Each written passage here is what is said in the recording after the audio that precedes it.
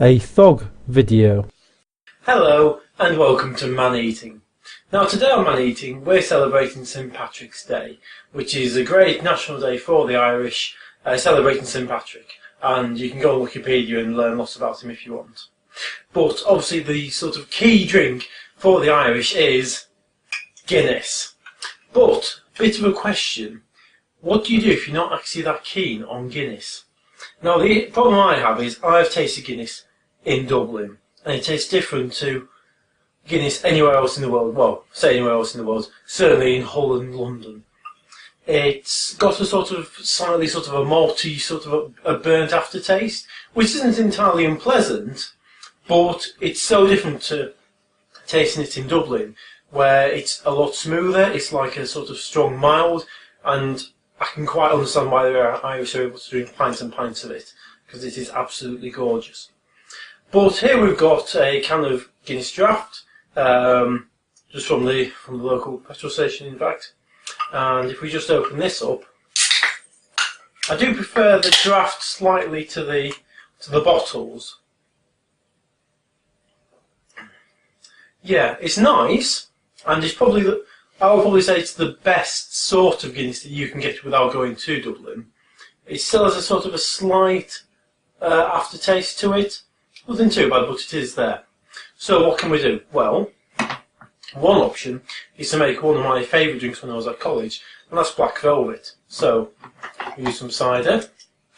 A Carling cider I've never actually tried, so I'm hoping it will be okay. So that's very nice actually, that's good. It's a bit like woodpecker, which I always used to like. You tend to get like Strongbow a lot easier, but I always preferred woodpecker. It's a bit more expensive, but it's nice. So, one of the key things is whether you put the Guinness in first, or whether you put the cider in first. Black velvet is a mixture of the two. So, what we'll do is we'll do a little experiment. So with this one, we'll put some Guinness in. Okay, and then we'll put a bit of cider in. And with this one, we'll put the cider in. And then we'll pour the Guinness into that. That's a lot fizzier. Right, so let's stir these up. So, this one has the Guinness first with the cider poured into it. Very nice. It's very smooth, but the cider kind of takes away the sort of malty, slight burnt taste that I was alluding to earlier. It's very good.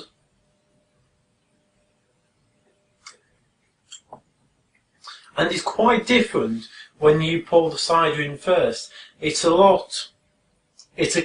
cleaner taste. It tastes more like, it doesn't taste of cider, but it has the, it feels like cider. It's a lot clearer. It's a lot more like drinking water, if that makes any sense. Cider kind of tastes, it has a consistency of water, whilst Guinness is a lot thicker. You know, it's the consistency of a thick, strong beer, and you can really get that sort of difference. I will probably say that the better way is to take your Guinness and then pour the cider into it, rather than vice versa. But both are very nice.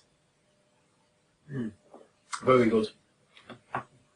And of course, the other alternative is the ultimate, I hesitate to say girly, but girly option, which is you make a shandy. Dose of Guinness in there. I've got some cloudy lemonade.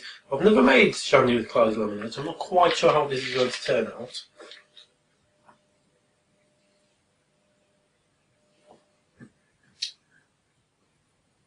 It's not bad, but to be honest, it's probably not the best shandy you could get. Traditionally, you tend to make shandies with a lager. Quite often quite a light lager, like a Foster's or a Carling, and I think that will probably be better. I mean, again, to be fair, it does take away the burnt sort of malty aftertaste, which personally I'm not keen on. I'm sure many people are, but the sort of lemoniness doesn't really work. So personally, I wouldn't really go for that. No, I would definitely recommend, if it's St Patrick's Day and you want to join in, so you want to have a Guinness, but you're not really too keen on the taste, go for a black velvet. Guinness first, cider poured into it. Okay, I hope that's informative for you. I'm going to drink all this, and have a good St Patrick's Day. Bye!